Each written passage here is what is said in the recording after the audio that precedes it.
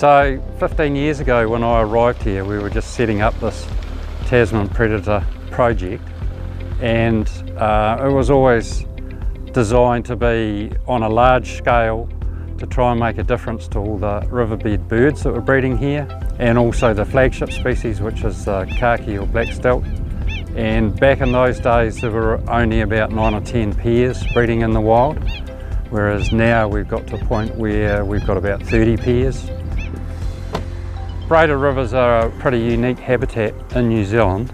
They're a dynamic system, so they're always changing, they're always moving.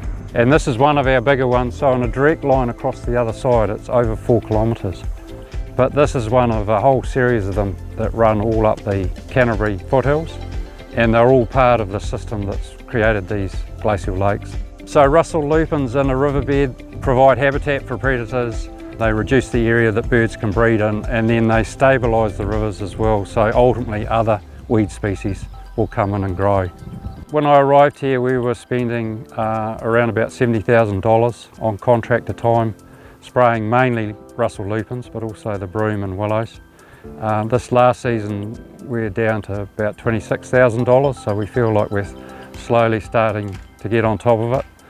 In the upper part of the valley we've got a bunch of volunteers that live in Araki village, and they check a whole heap of traps for us. So annually we take about 500 hedgehogs out of the system, 450 stoats, and this last year was one of our lowest number of cats, but we still took 140 odd cats.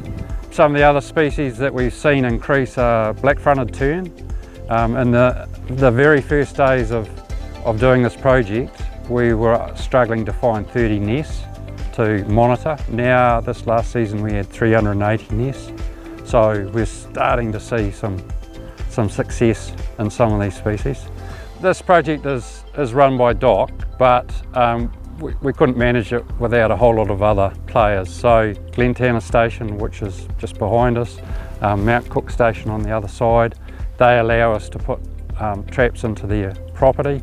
Some of it is funded by what's called Project River Recovery, which is a mitigation project for the hydroelectric development, and that's funded by Meridian and Genesis. There's a whole group of people that are contributing to this project. I arrived when this project was just kicking off, so I think it's great having someone who has their oversight and continuity with it over a period of time, and I guess I'll be here for a few more years yet potentially.